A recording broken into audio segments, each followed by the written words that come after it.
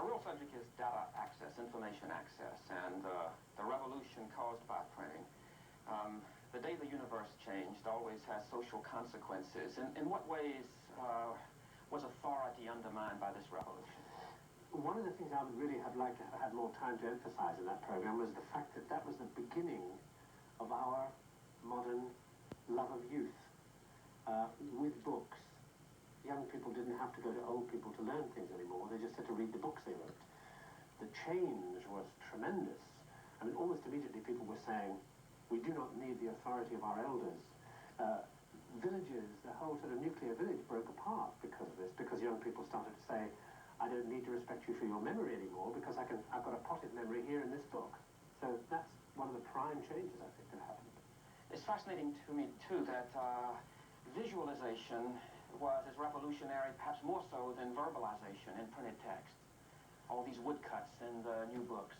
The strange thing is it had a sort of double effect, because while on the one hand it encouraged standardization of fact, because you could draw those pictures of flowers and say, that's not right because I can look at a real flower, it had the opposite effect in a sense with the Protestant Reformation, because they said, instead of having all those churches with statues and stories in stone and glass for the illiterate, we'll teach them to read, and then we won't need all that idolatry, if you like. And that's basically why the nonconformist churches ended up very plain and simple, because they taught people to read, and then they didn't need those pictures on the walls. Is it really true that it was Gutenberg himself who made a mistake in man's anticipating the need for indulgences in art? Well, I believe so. From what I've read, they were going to this Pilgrim's Fair, and because there were no almanacs, and standardized times, and standardized agreed dates other than those of, the saints' days, and you relied on people's memories about what day it was, he got to the fair the right day, but the wrong year. And since they had invested so much, he'd borrowed so much money, they were in real trouble, and he had to think up something very quick to get himself out of the trouble, which in a sense was created by the fact that there weren't printed books.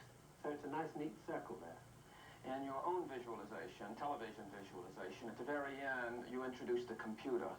And of course, in terms of information access, if indexing and cross-indexing were revolutionary, the computer is even more so in extending access to information and or knowledge.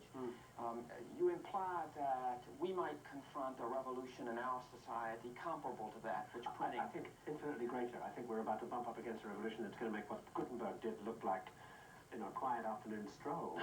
The interesting thing is, and I hope to show this later on in the series, the possibility that what the electronics revolution will do to us will be to, as it were, give us back what Gutenberg took away. Not our memories, because we will need them even less, I think, but that nuclear village I talked about, which had been destroyed. I think electronics may send us back to the village, but as we live in our little electronic villages, with telecommuting possible so we don't have to go into cities to work, we will be living once more as we lived before print, in close personal contact.